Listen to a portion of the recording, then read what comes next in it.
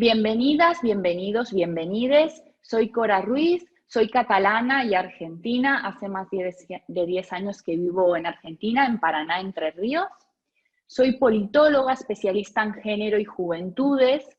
Actualmente dirijo el proyecto CISA Mujeres Activando de la Organización Regional Asuntos del Sur, que tenemos incidencia en más de 21 países de América Latina. Y también soy parte de la red de politólogas, que lo que hacemos es visibilizar las mujeres en la ciencia política.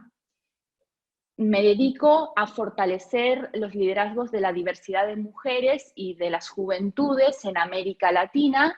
Con el proyecto CISA llevamos más de 3 años trabajando y tuve la oportunidad de, entre otros países, trabajar en Guatemala, también en Ecuador, en Paraguay y Argentina, y desde 2019 en Colombia, Brasil, Venezuela.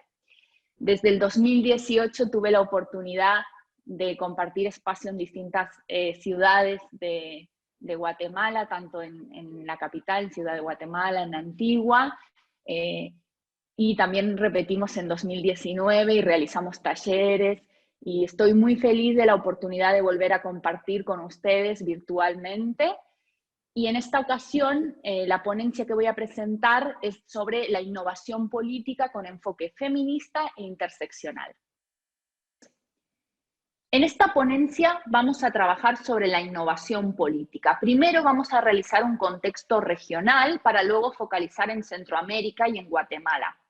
Seguidamente nos vamos a centrar en el concepto de innovación política y también en el de innovación pública y gobierno abierto, así como las formas de participación política. ¿Qué entendemos por participación y quiénes participan?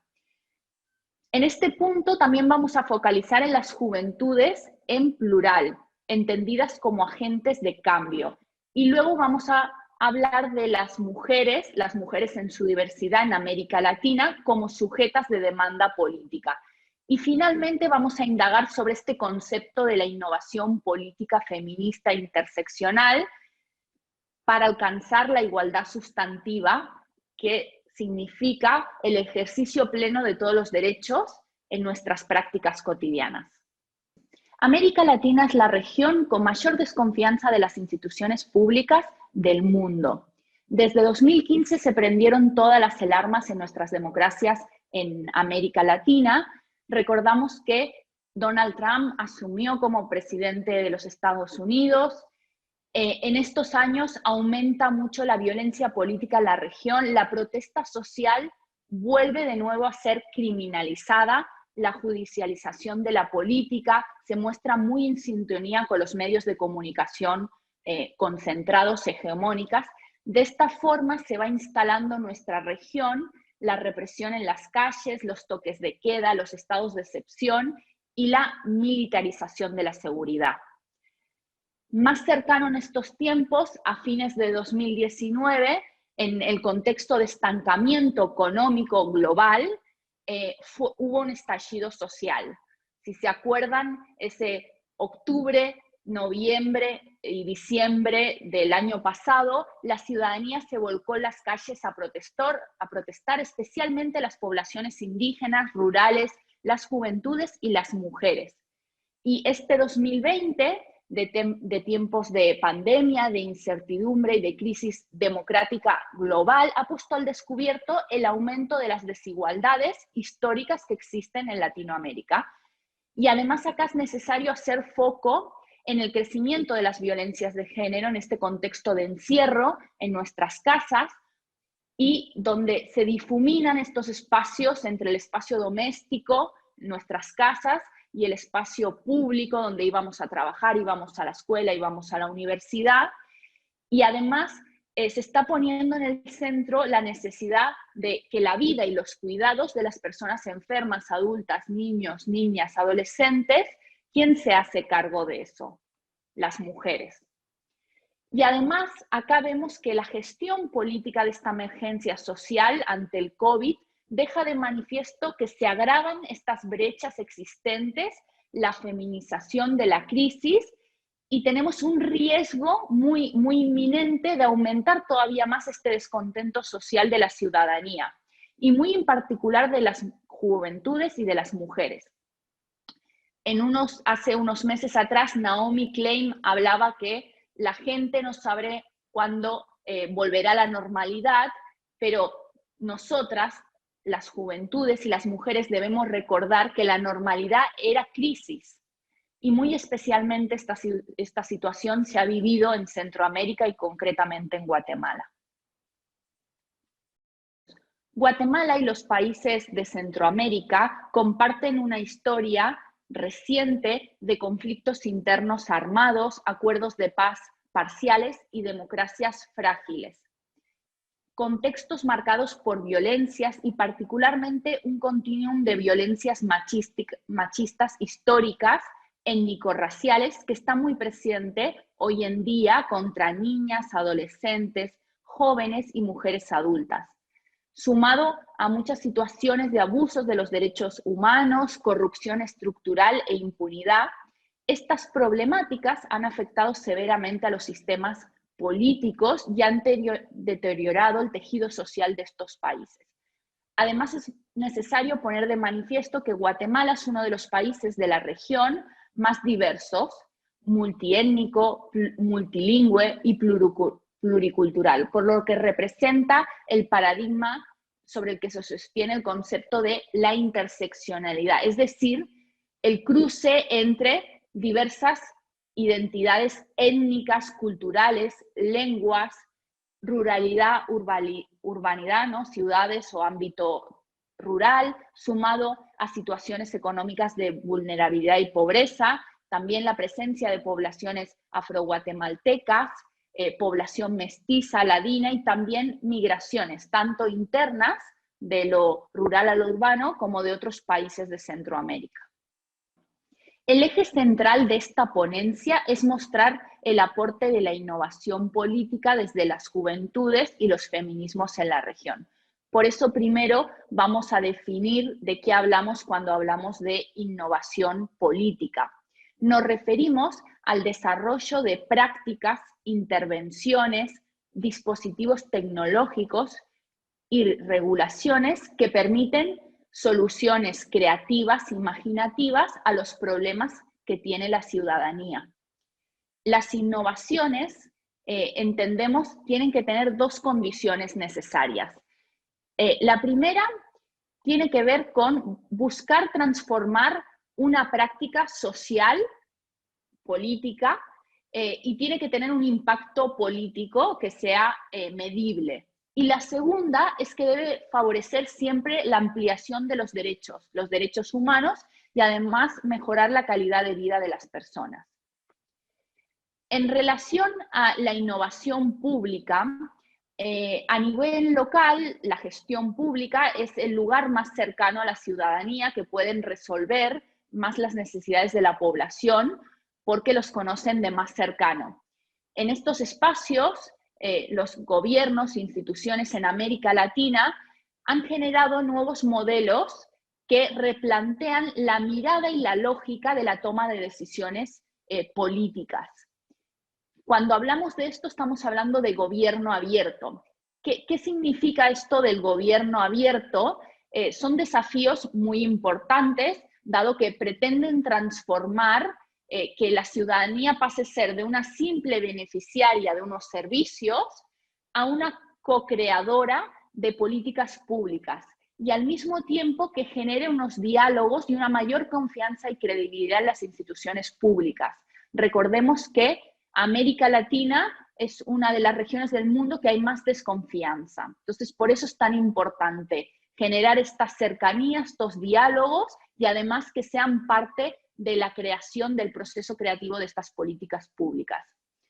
El gobierno abierto tiene tres pilares fundamentales que serían la participación, la transparencia y la co-creación. Y presenta esta potencialidad de dar pasos a nuevas prácticas y mecanismos que promuevan este acercamiento entre quien gobierna y la ciudadanía.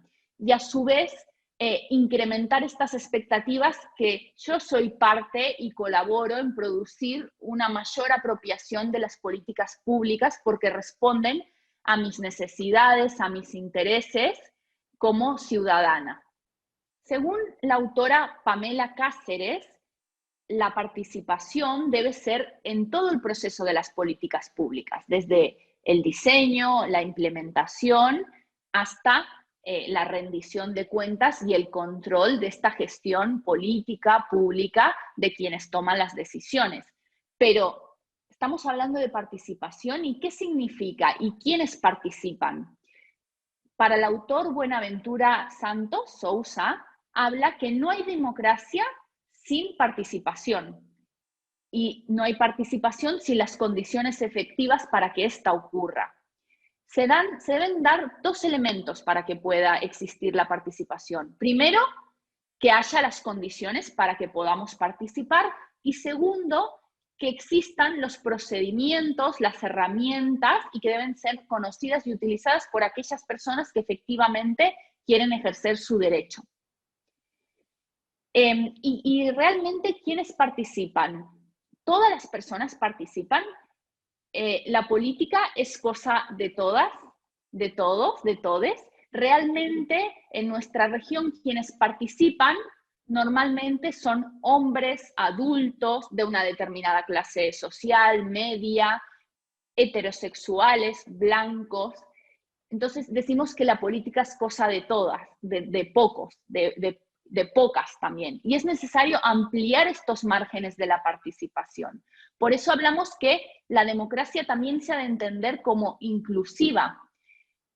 Autores como Matías Bianchi, Cristian León y Antonella Perini hablan de esta construcción de las democracias más allá de nuestras instituciones, situándolas lejos del debate estrictamente de elecciones político-institucional latinoamericano. Y en esta recesión democrática que hemos estado hablando, que la arrastramos desde 2015 y está agravada por este contexto de pandemia y de incertidumbre, tenemos que apostar más que nunca por la emergencia de estos nuevos agentes políticos que tienen prácticas políticas menos institucionalizadas, que surgen desde los márgenes, son más abiertas, más flexibles, horizontales, descentralizadas, tienen el poder más descentralizado y, por lo tanto, son opuestos a la política representativa tradicional por medio de los partidos políticos, donde alguien toma, bien piramidal, donde alguien toma las decisiones y la gente implementa, obedece. Y entonces es una forma distinta de comprender la práctica y el ejercicio del poder de la política tradicional de forma más horizontal y distributiva del poder. En este punto nos vamos a centrar en las juventudes en plural como agentes de cambio. Primero, nos interpelamos qué significa ser joven en Guatemala. Más allá del contexto, queremos hablar que en Guatemala las juventudes menores de 30 años representan 4 millones de personas, es decir, representan más del 30% de la población de todo el país.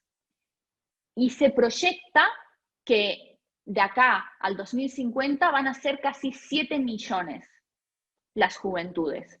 Esto es un bono demográfico incalculable que brinda una oportunidad para renovar liderazgos. Y a través de estos mismos liderazgos, generar nuevos acuerdos políticos, democráticos, que permitan superar estos impases de los que hemos hablado recientemente. Para continuar con las juventudes, vamos a hablar y cuestionar el concepto de las juventudes que tienen las personas adultas. Es decir, vamos a cuestionar esta mirada adultocéntrica. Normalmente, habitualmente la gente adulta mira a las juventudes como problemáticas o como algo malo. Es importante esta aclaración porque muchos de los estudios, investigaciones y cómo se construyen las políticas públicas, lo que acostumbran a hacer es problematizar y como riesgo, las juventudes como riesgo y desde un enfoque de inclusión-exclusión. Por ejemplo, se habla de las drogas, de la delincuencia, de la pobreza, de la deserción escolar, del embarazo adolescente. Y en este sentido también es importante recalcar que estas problemáticas se entienden como que son en plural y que corresponden a todas las juventudes, pero en realidad estas problemáticas están enfocadas a los varones jóvenes. Y la única excepción es el embarazo adolescente, que es el único reservado a las mujeres jóvenes. Esta introducción es importante para entender cómo comprendemos este concepto de las juventudes. ¿Qué significan como agentes de cambio? Primero, las juventudes se entienden como un espacio de resistencias y de lucha por la distribución del poder. En este caso, en Guatemala, que en la base del padrón en las elecciones fueron el 32% de la población tenía menos de 35 años. Es decir, el poder de cambio que tienen las juventudes es impresionante. A su vez, ¿por qué hablamos de juventudes en plural? Porque no existe una sola forma de ser joven y es necesario visibilizar que hay muchos itinerarios y hay una heterogeneidad de trayectorias juveniles. Por lo tanto, no podemos simplificar que la complejidad de las juventudes solamente se defina con un dato que sea una edad, es decir, que la edad construya tu realidad a priori. En Guatemala, institucionalmente se considera joven el rango de edad que va de los 14 a los 30 años. Pero queremos reivindicar que es necesario visibilizar esta heterogeneidad y diversidad de trayectorias juveniles, retomando lo que hablamos al inicio de la interseccionalidad y comprender que existen relaciones de poder desiguales de género, no es lo mismo ser una mujer joven que un varón joven, sociales, económicas, étnicas y etarias, la edad. ¿Es lo mismo ser joven en una comunidad rural que en la ciudad? ¿Es lo mismo ser una mujer joven que un varón? ¿Es lo mismo ser joven y formar parte de una mara o no serlo o no estarlo? Entonces, todas estas diferencias visibilizan trayectorias de juventudes distintas. Las juventudes, teóricamente desde la sociología, se definen como itinerarios de transición que definen trayectorias normalizadas, lo pongo entre comillas, que conciben como una transición hacia la vida adulta a partir de incorporación al mercado laboral, a la vivienda, a la vida en pareja, dejando de lado el ámbito de la familia. Pero acá lo que reivindicamos, que las juventudes es mucho más que eso, es una etapa por sí misma y es importante tomar conciencia del poder que se tiene como siendo joven en Guatemala. Ahora si focalizamos en los agentes de cambio, tradicionalmente desde los estudios de sociología de las juventudes se asocia las juventudes con la práctica en el ámbito político y público y se asocia a la transformación social. ¿Por qué? Porque en nuestros países de América Latina, a lo largo del siglo XX, fueron las juventudes las que construyeron alternativas de cambio político, social, económico y cultural a las lógicas hegemónicas y contra los poderes de facto que estaban en ese momento ocupando el poder.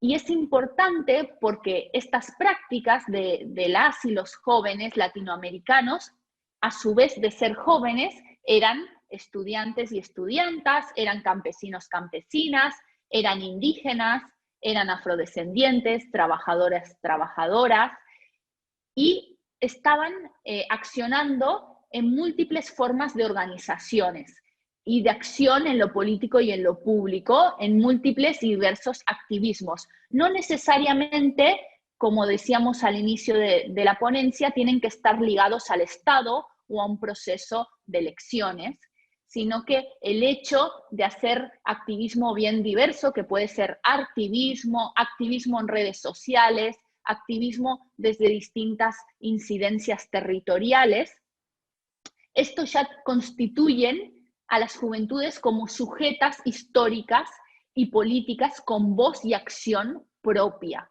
como sujetas de cambio, del cambio social y de las transformaciones sociales. En este punto es muy importante porque significa que si invertimos en nuestras juventudes, significa invertir en nuestras sociedades. De esta manera, las y los jóvenes, mientras participan, también aprenden en sus formas, interactúan y se relacionan con sus pares, se constituyen como agentes multiplicadores de sus experiencias en sus propias comunidades, en sus propias departamentos, regiones, países, y eventualmente pueden ser líderes y lideresas en sus localidades, incluso participar en un proceso electoral. Ustedes mismas y mismos que son parte de esta formación, ya se están convirtiendo en agentes multiplicadores, en agentes de cambio, porque todo lo que van aprendiendo, todos esos conocimientos, saberes, prácticas que van incorporando en su accionar y en su práctica política, luego, inclusive sin darse cuenta, lo que hacen es que lo van trasladando a sus pares jóvenes con los que comparten espacios en sus organizaciones y en sus lugares donde activan. Entonces, como decíamos, invertir en las juventudes significa ampliar nuestras democracias, significa que una mayor democratización de nuestras democracias, valga la redundancia, y que más actores, actrices, agentes formen parte de esta toma de decisiones políticas públicas, tengan capacidad de incidencia y de influencia en la toma de decisiones. De la experiencia de trabajo de Asuntos del Sur, que llevamos desde el año 2007, activando a lo largo y a lo ancho de América Latina, lo que hemos visto es que en aquellos lugares donde tradicionalmente en el imaginario social se asocian a poblaciones en situación de marginación o en situación socioeconómica de más vulnerabilidad, son aquellos espacios donde se generan mayores prácticas políticas creativas, imaginativas, que no tienen que ver con el aparato estatal institucional en los márgenes del Estado, diríamos, y que se convierten en un ejemplo en nuestra región. Y lo que tenemos que hacer es tratar de acercar todas esas organizaciones prácticas a los centros de poder, acortar esas brechas que existen. Si hablamos en el caso de Guatemala, podríamos nombrar, por ejemplo, la experiencia de las mujeres y específicamente de las jóvenes indígenas que luchan por la propiedad intelectual de sus tejidos. Es importante porque muchas veces se folcloriza todos aquellos saberes, prácticas y conocimientos y la riqueza de sus vestimentas, y además también se roban esa propiedad que es colectiva. Entonces esos litigios estratégicos por esa voluntad de crear una propiedad intelectual colectiva, todas aquellas campañas de sensibilización, de concienciación, eso son parte de juventudes como agentes de cambio. Eso es innovación política. Podríamos hablar también de otras experiencias que estrategias a través del arte, a través de la música, que en Guatemala reivindican las distintas culturas y etnias y lenguas. Distintas mujeres jóvenes son protagonistas a través del hip hop, del rap, o a través de canciones de cantautoras y música que traspasan las fronteras de Guatemala y de Centroamérica, y lo que hace es dar a conocer las lenguas, las culturas, el reivindicar el derecho al territorio y los derechos de las juventudes y de las mujeres. Y todo esto son parte de la innovación política. De eso hablamos cuando hablamos de innovación política. Así que me gustaría que ustedes hicieran este ejercicio de pensar en estas prácticas de innovación política que se desarrollan en sus entornos. A veces pensamos que es algo muy lejos, que pasa en otros países o que pasa solamente en la parte del sur de América Latina o en los nortes, pero en realidad seguro que si ustedes piensan, nos pueden contar alguna experiencia de las juventudes como agentes de cambio y que dan cuenta de estas innovaciones políticas en América Latina. Después de hablar de las juventudes como agentes de cambio, vamos a focalizar en dónde se encuentran la diversidad de mujeres jóvenes o jóvenes. Podemos hablar, feminizar el concepto como identidad política. Todas las problemáticas que sufren las juventudes, pobreza, hambre, dificultad de acceso o finalización de estudios terciarios, universitarios, acceso al empleo o al primer empleo, todas estas se profundizan y se agravan cuando estamos hablando de las mujeres. La feminización es cuando hablamos de la feminización de la pobreza. La pobreza tiene rostro de mujer y de mujer joven. Y si lo cruzamos con distintas etnias, lenguas, ruralidad, las situaciones son de múltiples violencias en las mujeres. Así que es importante tener en cuenta estas diferenciaciones cuando hablamos de juventudes de mujeres o cuando hablamos de juventudes de varones. Una de las discriminaciones más fuertes que deben afrontar las mujeres es la etaria, es la edad.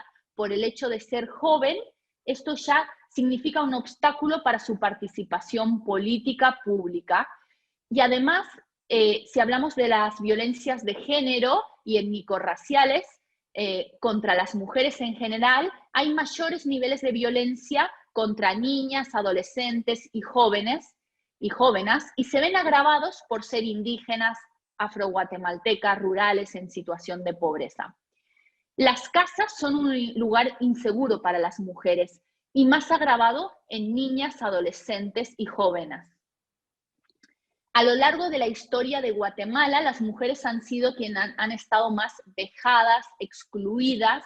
Las mujeres sufrieron torturas, violaciones sexuales masivas y sistemáticas que hasta el día de hoy siguen estas violencias y siguen reclamando justicia por ello. Por eso quería primero contextualizar dónde están y dónde se encuentran estas mujeres. Y luego vamos a hablar de qué hacen estas mujeres. ¿Se quedan en sus casas? No. Estamos viendo que desde el 2015 en toda América Latina hay una ampliación de las mujeres en el espacio público. Dora Barrancos habla que se rompió la capilla sixtina del feminismo. Las mujeres han ocupado los espacios públicos con sus cuerpos, con sus luchas, con sus reivindicaciones. Podríamos hablar que desde el 2015, con el Ni Una Menos en Argentina, se abrió una esclecha que no tiene fin y que tiene réplicas no solamente en América Latina, sino en otras latitudes. Se puso en el centro las violencias machistas y la visibilidad de no normalizar estas violencias en nuestras prácticas cotidianas y que las mujeres se convirtieron, las jóvenes se convirtieron en sujetas de demanda política. Esto que vimos en 2015 en Argentina se replicó en México con el Viva Nos Queremos en 2016. También vimos que en Guatemala las mujeres se organizaron en torno a las niñas, a las 41 niñas quemadas en el centro, en ese orfanato, ¿no? Que fue el Estado, la ausencia del Estado, que produjo esas niñas, esa muerte de esas niñas, y cómo las mujeres se fueron organizando en Guatemala y fueron un ejemplo para la región. Pero también lo vimos en Brasil, cómo las mujeres se organizaron y las jóvenes en torno al ascenso de Jair Bolsonaro, y luego también fueron cuando asumió la presidencia, como en torno al femicidio de Mariel Franco, y por poner en el centro la lucha y las violencias y los femicidios contra las mujeres y contra las mujeres afrodescendientes, contra las mujeres de las villas, contra las mujeres que defienden los derechos de las personas en situación de pobreza, se puso en el centro, cómo en Chile las estudiantas salieron para defender la escuela pública, cómo en Argentina se organizaron en 2008 generando una agenda transversal más allá de ideologías políticas, generación, en torno al derecho al aborto legal, seguro y gratuito. Y vemos que esta ola son olas que van ocurriendo, que incluso algunas autoras hablan que ya no podemos hablar de olas, sino que estos son nuevas formas de organización desde los sures que implementan experiencia, por eso hablamos de innovación política feminista, y dan ejemplo al resto de latitudes, es decir, las experiencias de los sures luego son replicadas en los nortes, y es importante porque surgen desde la horizontalidad, desde lo colectivo, desde la descentralización del poder. No es que son prácticas que se van construyendo todas organizadas, sino que son distintas organizaciones que a veces incluso tienen que dirimir conflictos, pero espontáneamente se van generando y van amplificando las voces de las mujeres y de las jóvenes y las convierten en sujetas de demanda política. Y eso también lo vimos el año pasado en Chile, como a través del arte, El violador en tu camino, se replicó en toda América Latina, en Centroamérica, en Guatemala, y esto me parece muy importante porque es recuperación de las estrategias de todas aquellas saberes y prácticas y conocimientos ancestrales de las comunidades indígenas, afrodescendientes, ¿no? Que ponen el arte en el centro para, no solamente para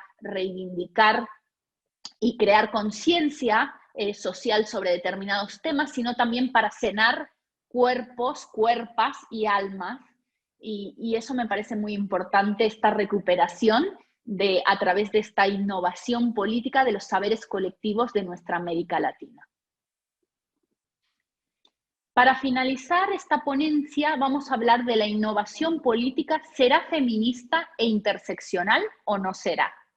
Este título tan contundente está escrito expresamente para entender que es importante que estas formas de innovación política de las que hemos hablado tengan en cuenta esta perspectiva feminista e interseccional. Estas dificultades de acceso desigual al poder que tienen la diversidad de personas que habitan nuestro país.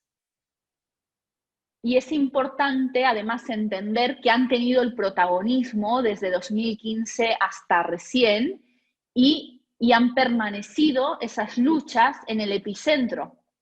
Este amplio movimiento de mujeres y de juventudes que se está gestando y se ha ido gestando de América Latina para el mundo, y también las juventudes que reivindican el medio ambiente, el derecho al territorio, todo eso que forma parte de esa memoria ancestral colectiva propia de los saberes y conocimientos que vienen de nuestras abuelas, de nuestros abuelos, de nuestros padres, madres, de nuestras propias comunidades.